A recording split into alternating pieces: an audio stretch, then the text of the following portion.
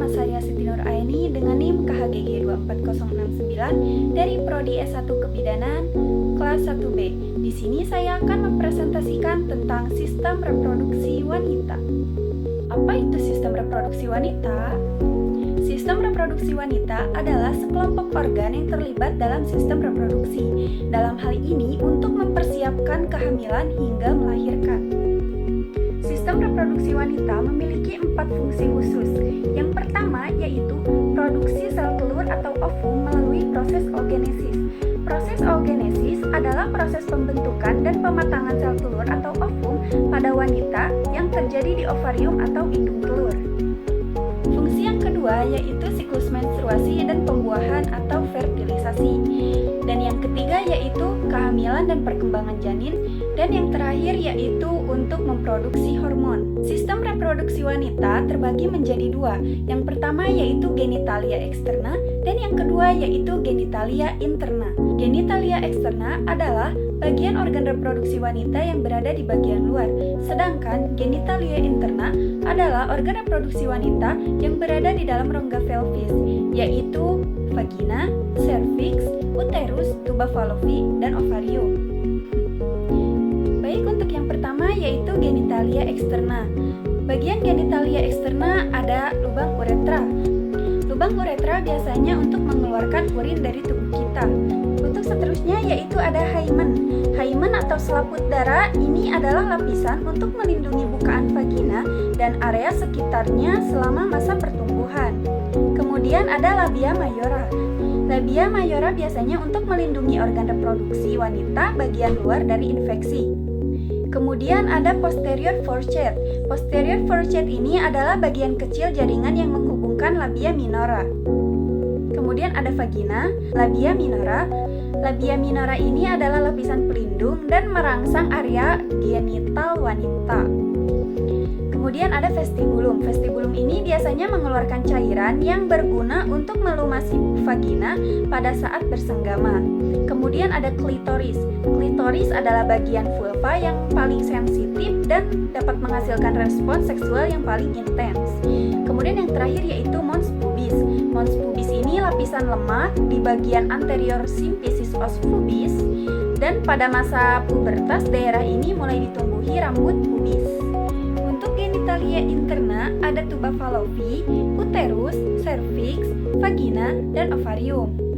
Tuba fallopi merupakan saluran untuk sel telur bergerak dari ovarium menuju rahim dan menyediakan tempat untuk pembuahan oleh sperma. Kemudian ada uterus. Uterus adalah di mana sel telur yang telah dibuahi ditanamkan dan tumbuh menjadi janin selama kehamilan. Kemudian ada juga cervix. Cervix membantu proses menstruasi dan pembuahan sel telur. Seterusnya ada vagina. Vagina adalah jalan keluarnya darah saat menstruasi, jalan lahir bayi saat persalinan, dan jalan masuknya sperma ke rahim untuk proses pembuahan. Yang terakhir yaitu ovarium. Ovarium memproduksi sel telur atau ovum dan hormon siklus menstruasi dan kehamilan seperti estrogen dan progesteron. Kemudian ada siklus menstruasi. Siklus menstruasi adalah proses alami dan berulang dalam sistem reproduksi wanita. Biasanya berlangsung rata-rata sekitar 28 hari. Ini juga melibatkan persiapan tubuh untuk potensi kehamilan. Seterusnya yaitu ada tahapan siklus menstruasi. Yang pertama yaitu menstruasi.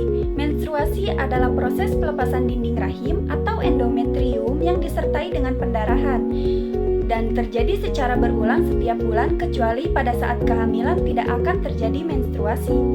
Yang kedua yaitu fase luteal.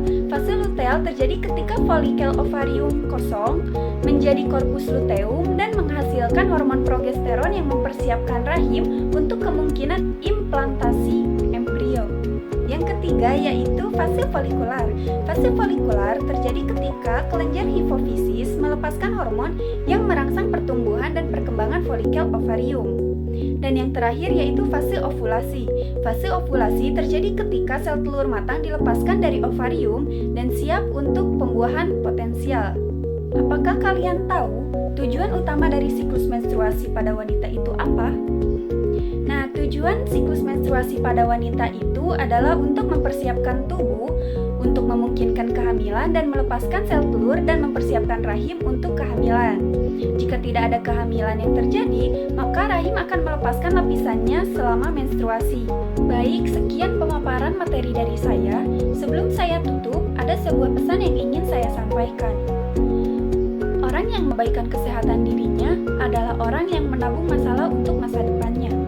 Maka dari itu, kita sebagai perempuan harus bisa menjaga kesehatan reproduksi kita, supaya kita dapat memastikan kesejahteraan tubuh, mencegah berbagai penyakit, dan mendukung perencanaan keluarga yang sehat.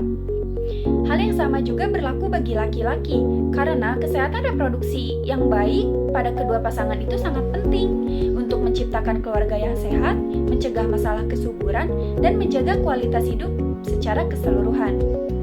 Baik, sekian pemaparan materi dari saya. Mohon maaf bila banyak kesalahan. Terima kasih. Dadah teman-teman.